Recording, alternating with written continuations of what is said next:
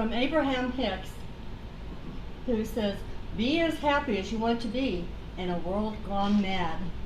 Be as safe as you want to be in a world that is afraid of everything. Be as healthy as you want to be in a world that is mostly sick. Don't let the statistics that someone else has created affect you. You get to choose. You are wise enough, smart enough, deliberate enough. And Abraham Hicks is a group that is channeled by Esther Hicks. Well, good morning. We're so glad you're here. I am Reverend LuAnna Klote, and welcome to the United Spiritualists of the Christ-like Church. Will you please bow your head and join me for the invocation? Mother, Father God, great Creator of all, most Holy One, we invoke your holy presence this day, that you fill us and surround us with your blessed Holy Spirit. Be with us today and always, allowing your grace and presence to move within us and through us as we lift our heart, body, mind, and spirit. We are thankful for the opportunity to come together with open hearts and open minds, ready to accept the healing guidance of our spirits, guides, teachers, family, and loved ones in spirit, that we be filled with clarity, understanding, peace, and love as we fellowship with you today. Please join with me in the Lord's Prayer as taught to us by our Master Teacher, Jesus Christ. Our Father, which art in heaven, hallowed be thy name. Thy kingdom come, thy will be done, on earth as it is in heaven. Give us this day our daily bread, and forgive us our trespasses, as we forgive those who trespass against us. And lead us not into temptation, but deliver us from evil. For thine is the kingdom, and the power, and the glory forever and ever. Amen. Well, in Isaiah 43:19, God discloses to us, for I am about to do something new. See, I have already begun. Do you not see it? I will make a pathway through the wilderness. I will create rivers in a dry wasteland. If we step back and allow, God's promise of renewal can take place. My guides are always telling me, get out of your own way. It's kind of hard to do, but I'm working on it. Changing your life doesn't have to be difficult. It can be done in little baby steps, cementing them down for our foundation that will help advance us on our spiritual path. As we encounter challenges, I'd like to call them opportunities, do remember they're all lessons requested.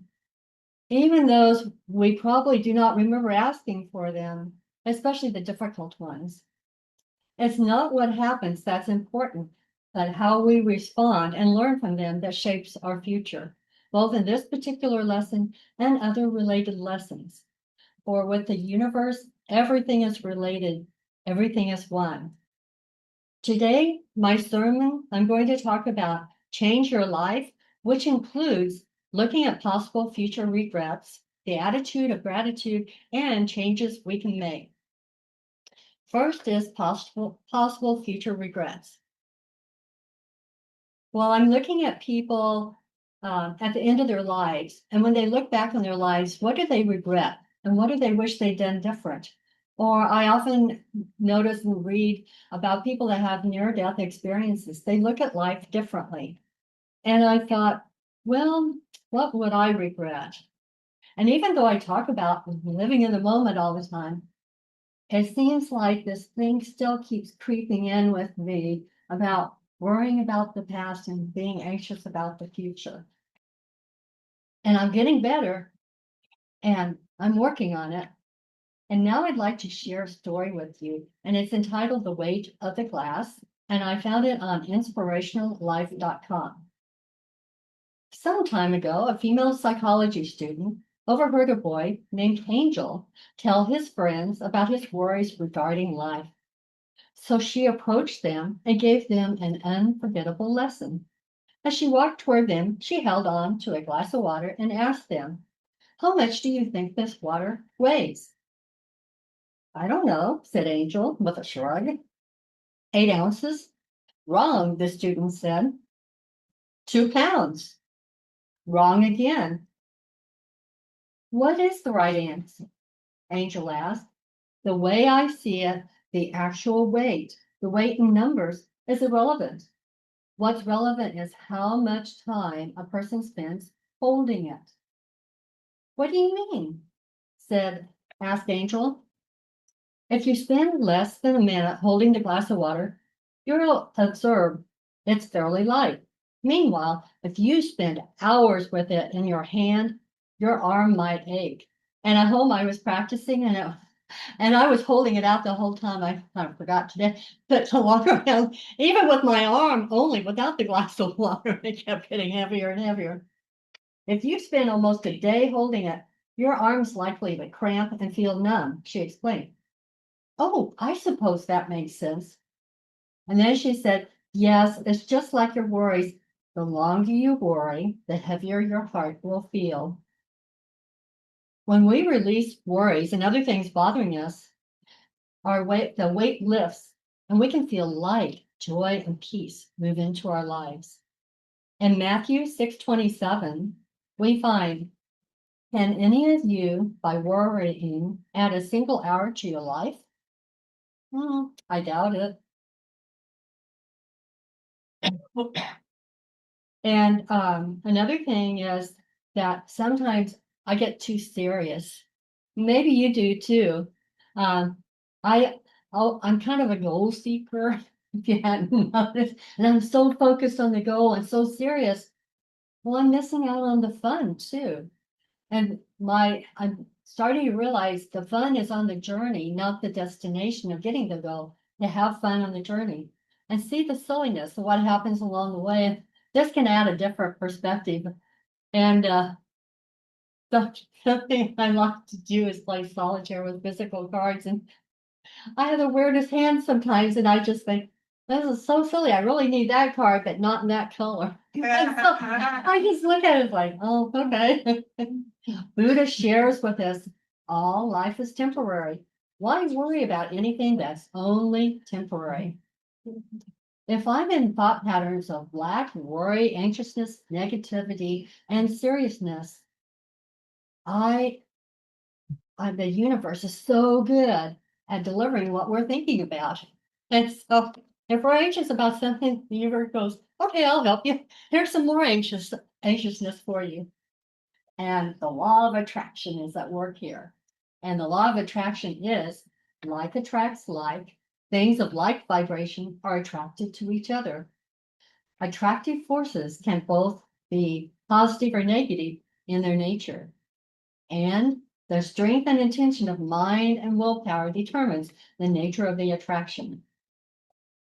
Buddha shares with us the world is a looking glass. It gives back to every man a true reflection of his own thoughts. Rule your mind, or it will rule you. Moving on from possible future regrets, we're now going to look at the attitude of gratitude. The power of gratitude is one of the strongest and most transformative states of being. It shifts your perspective from lack to abundance and allows you to focus on the good in your life, which in turn pulls more goodness into your reality. Gratitude is the key to abundance. Your reality is shaped by the thoughts you feed yourself. If you constantly complain, gossip, find excuses, it'll be much easier to find things to be upset about, regardless of what is happening around you. But if you focus on opportunities and things you're grateful for, you'll see more of those around you. Train your mind to see the good in every situation. It takes practice, but over time, this is a very powerful way to shift your reality. Yes, the attitude of gratitude can be looking through rose-colored glasses. We're not ignoring the bad, but we're just looking at the positive side of it and we're actively changing what we can. Be kind to yourself. Oftentimes, we're much kinder to others than we are to ourselves. and soak in those compliments and applause we get. Pat yourself on the back. And you can even write it down in a daily plan or on a piece of paper. When you have one of those days that's not so good, you pull that piece of paper out and say, yeah. Buddha reveals to us your mind is a powerful thing. When you filter it with positive thoughts, your life will start to change. When we're attracting all these good things, we feel lighter, joyful, and peaceful. When we're in the attitude of gratitude, we realize things will indeed get better. There's a light that we cannot see beforehand.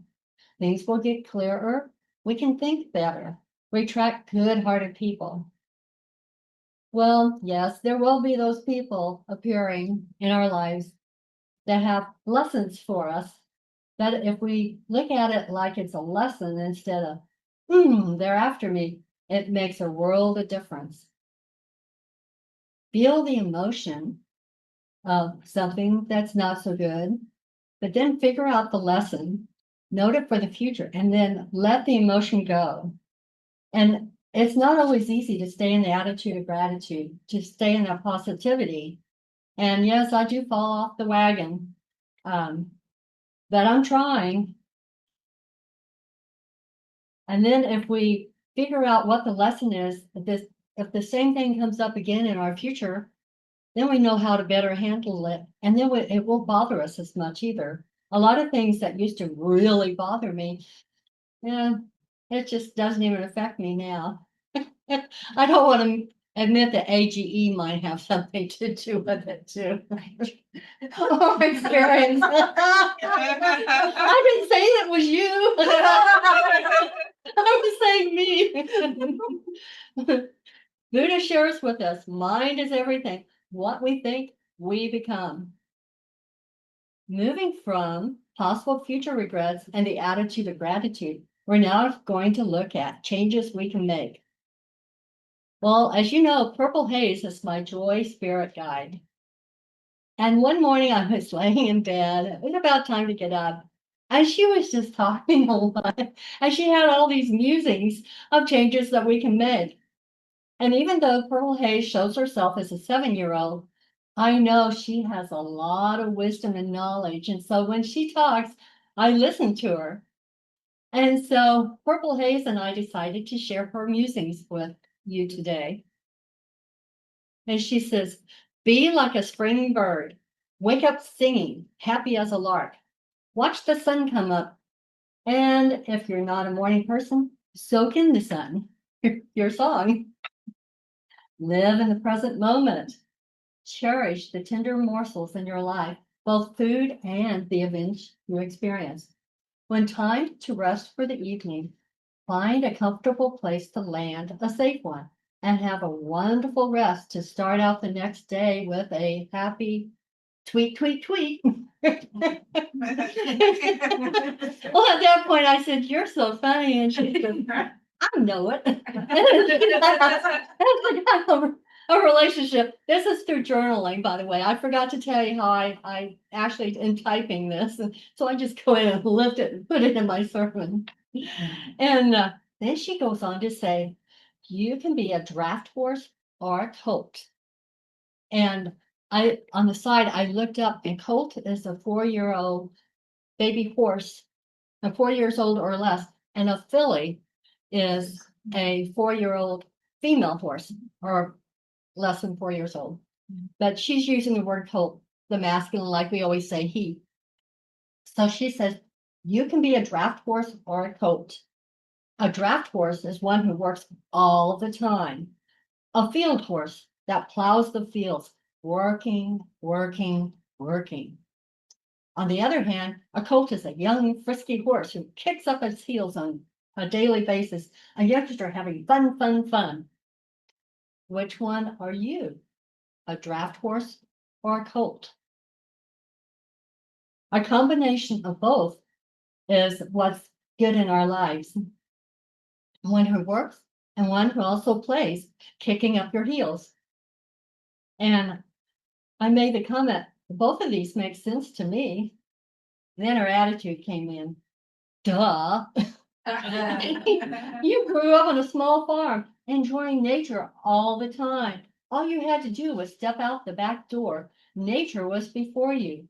You had dogs, especially Queenie, cats, and your pony Topper toy, who you rode bareback in the pastures. That's without a saddle. And so together, the animals and I always enjoyed nature. And she even reminded me one time I was out riding bareback when it was snowing. And she was bringing up happy memories of my childhood. Then she reminded me that I had pet calves and sheep, how I enjoyed gardening and eating the tomatoes from the garden, and how beautiful the flowers, the zinnias were that was on in our garden, right next to the road. I was outdoors all the time.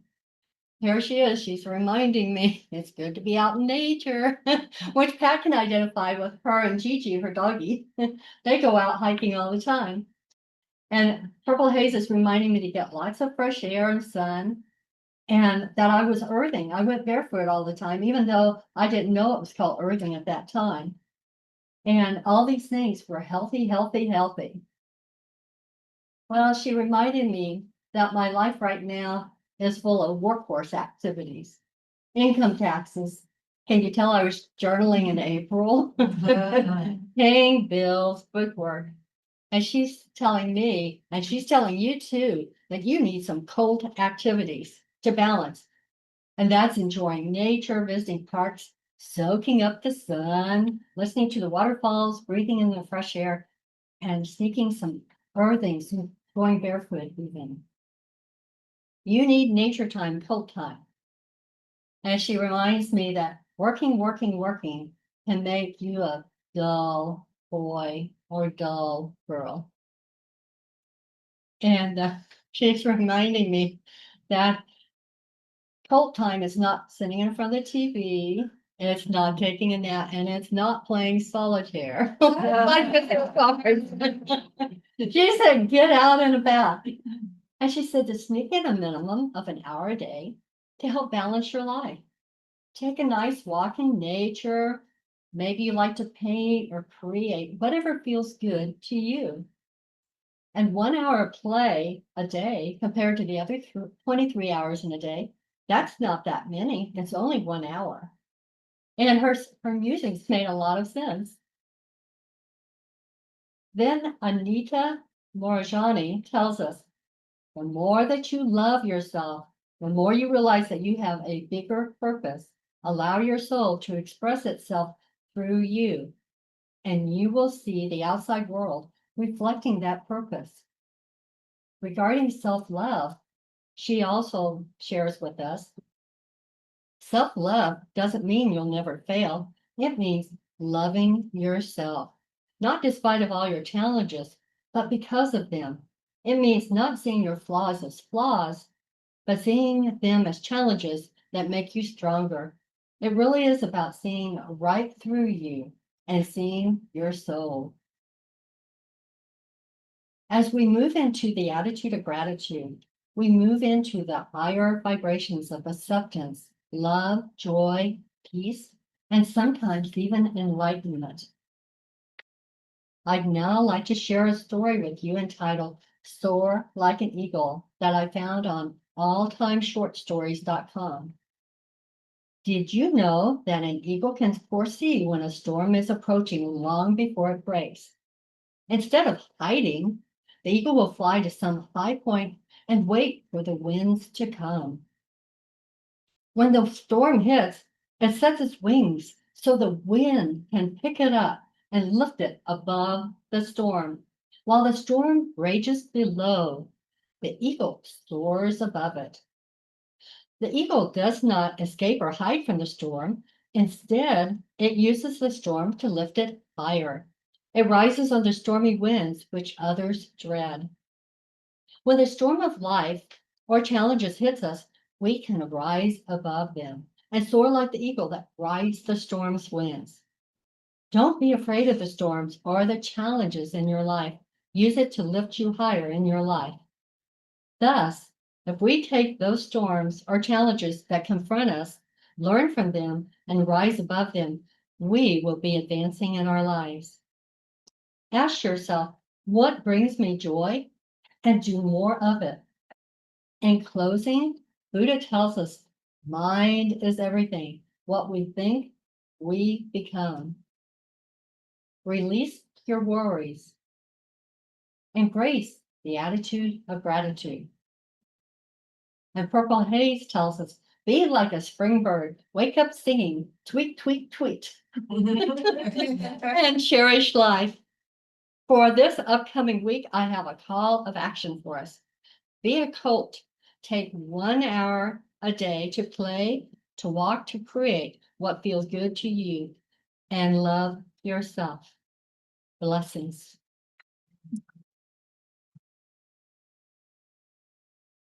And now for our meditation.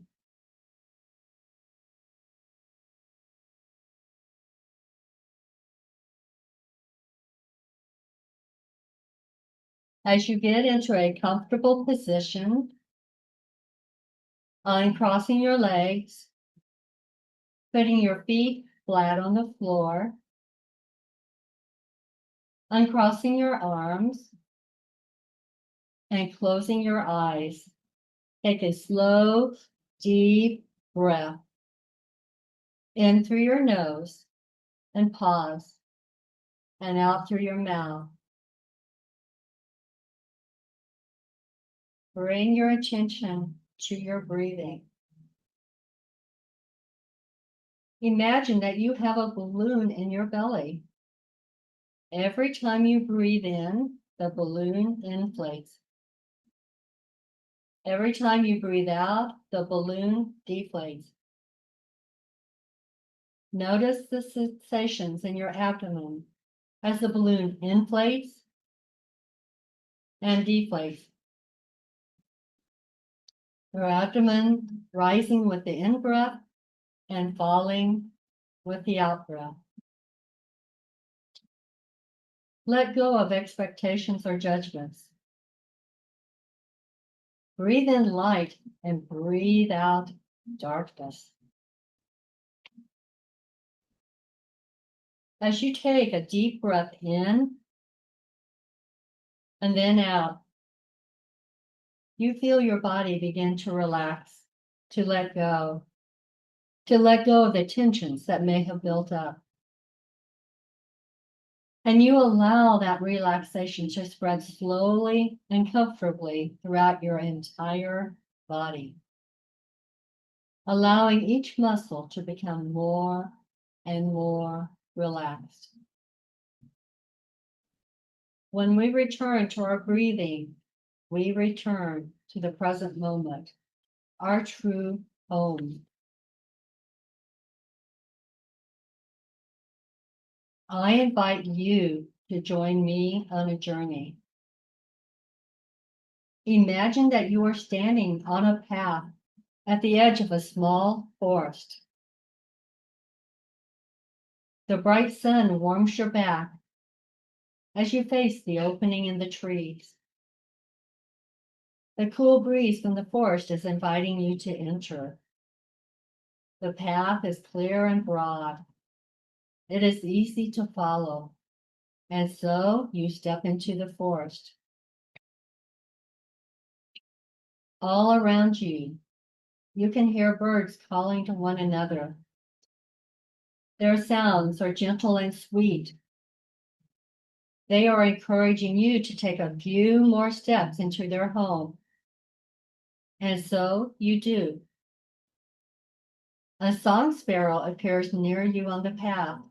She is looking for morsels, already has one and is looking for more, using quick hops. As you walk, you can feel the leaves under your feet and the small branches and roots on the ground.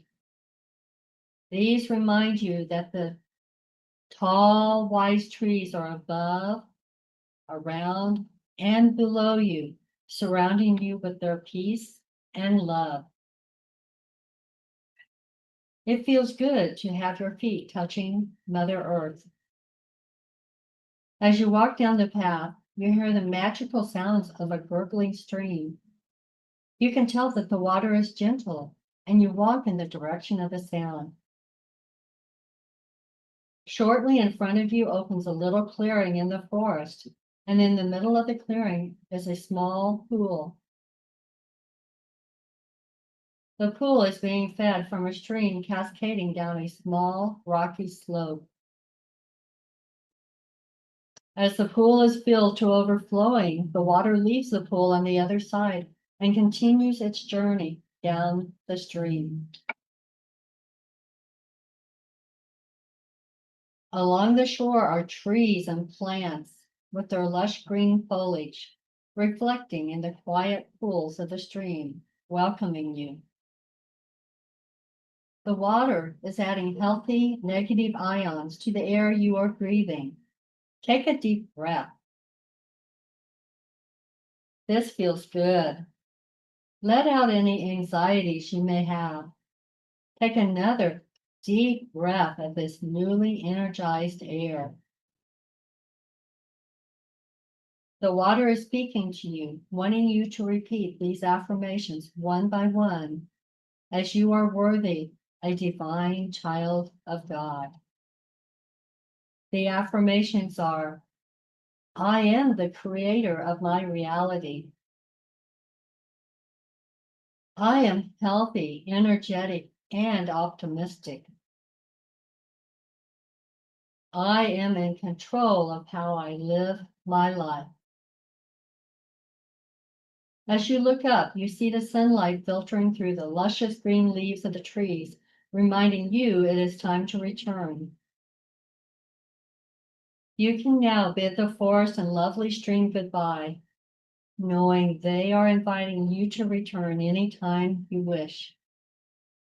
You have become much lighter and joyful, living in the present and owning these affirmations, bringing peace and happiness with you.